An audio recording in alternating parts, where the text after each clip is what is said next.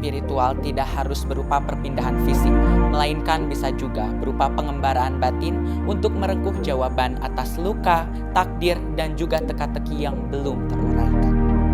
Halo, perkenalkan nama saya Firas Rizky Arifin, saya berasal dari SMA Negeri 1 Kota Sukabumi. Pada kesempatan kali ini, saya akan meresensi sebuah mahakarya berlatar sejarah yang sangat memikat, yaitu sebuah novel berjudul Rindu.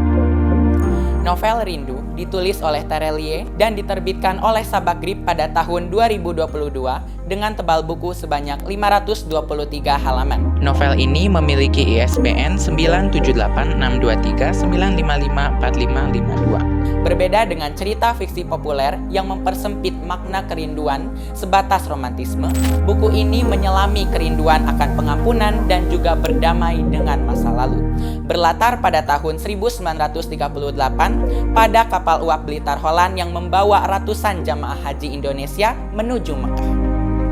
Kisah ini berpusat pada pelayaran kapal uap bernama Blitar Holland yang membawa ratusan jamaah haji dari Makassar singgah di pelabuhan-pelabuhan Nusantara sebelum akhirnya melintasi Samudra Hindia menuju Jeddah. Di tengah riak samudra yang membentang, alur cerita tidak sekedar mengurai rute fisik, melainkan menjadi tempat pelarian bagi mereka yang tak mampu berdamai dengan masa lalu. Ada yang berlayar untuk melarikan diri dari keputusasaan yang menghancurkan hidup, seperti klasik kapal bernama Ambo Ulo. Ada pula yang berlayar untuk mencari ampunan atas kesalahan masa lalu, seperti Bonda Upe dan juga Guruta. Mereka adalah guru mengaji dan ulama yang sangat dihormati, tetapi mereka menyimpan jiwa yang dipenuhi oleh penyesalan atas kesalahan masa lalu. Melalui persinggungan takdir di atas kapal, kelima jiwa yang syarat luka ini belajar mengurai benang kusut dalam diri mereka sendiri. Lalu, bagaimana takdir mempertemukan kelima luka ini di atas kapal? Akankah para tokoh ini mendapatkan jawaban untuk kerinduan mereka? Dari sisi teknik penceritaan, Terelie menunjukkan kelihayan yang luar biasa dalam memadukan antara cerita fiksi sejarah dan juga eksplorasi psikologi karakter. Penggunaan alur maju yang diselingi dengan kilas balik atau flashback tersusun dengan sangat rapi. Penulis mengajak pembaca untuk mengupas lapisan misteri yang dialami oleh tokoh secara bertahap. Pembangunan latar atmosferik tahun 1930-an juga dipandang dengan sangat hidup, mulai dari operasional kapal uap hingga dinamika sosiologis yang dialami oleh masyarakat Nusantara. Penokohannya pun digarap dengan sangat baik. Guruta sebagai tokoh religius tidak dipandang sebagai tokoh sempurna tanpa celah, melainkan manusia biasa yang juga bergulat dengan rasa bersalah. Secara filosofis, novel ini merumuskan bahwa kerinduan sejatinya bukan tentang memaksakan kehendak untuk memiliki, melainkan keberanian merelakan apa yang bukan milik kita dan berserah pada ketetapan takdir. Daya tarik utama pada novel Rindu terletak pada kedalaman pesan moral dan spiritual yang disampaikan melalui narasi mengalir dan menyentuh emosi.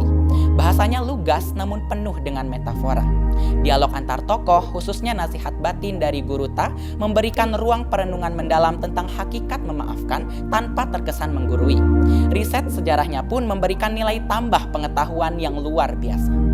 Meskipun demikian, pada beberapa bagian cerita, tempo penceritaan terasa sedikit melambat akibat penjelasan teknis pelayaran kapal yang berulang-ulang. Beberapa konflik sekunder juga diselesaikan cukup cepat dibandingkan dengan penataan konflik utamanya.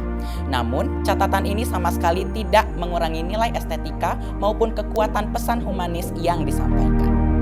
Membaca novel Rindu memberikan pengalaman yang sangat berkesan. Di tengah kehidupan modern yang dipenuhi oleh kecemasan dan ketidakmampuan melepaskan masa lalu, novel Rindu menyadarkan kita bahwa kerinduan terbesar manusia adalah untuk kembali pada kesucian dan kedamaian hati. Ketenangan sejati diraih ketika manusia berhasil merelakan, memaafkan, dan juga memeluk takdir dengan kelapangan dada.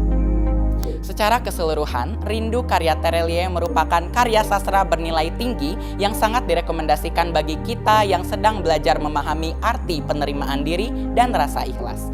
Saya Firas Rizky Arifin dari SMA Negeri 1 Kota Sukabumi. Mari terus mengarungi makna dalam literasi. Salam literasi. Terima kasih.